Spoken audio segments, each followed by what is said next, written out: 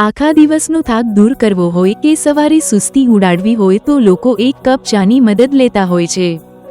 જો તમને કહીએ કે ચાની ચુસ્કી તમને બીમારીથી પણ બચાવી શકે છે તો ચા શરીરને ફાયદો કરે તેવી ઈચ્છા હોય તો તેના માટે તમારે ખાંડ વિનાની કાળી ચા પીવી પડશે.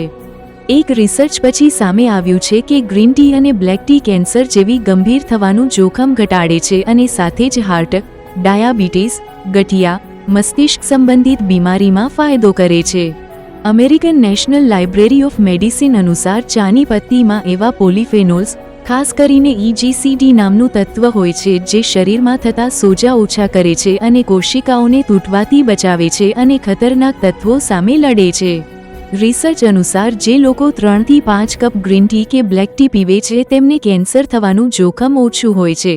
સ્કિન કેન્સર, પ્રોસ્ટેટ કેન્સર, ફેફસાનું કેન્સર અને બ્રેસ્ટ કેન્સર પર ચા અસરદાર સાબિત થઈ શકે છે, પરંતુ વધારે પડતી ગરમ ચા પીવી નુકસાનકારક છે.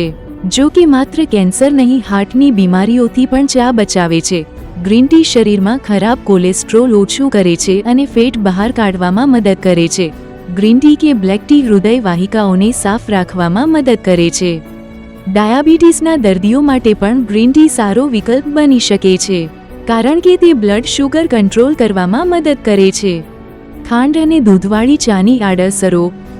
જરૂર કરતાં વધારે અને ખોટી રીતે ખાંડ અને દૂધવાળી ચા પીવામાં આવે તો તે શરીરને નુકસાન કરી શકે છે. ચાનું સેવન સંતુલિત માત્રામાં કરવું જોઈએ.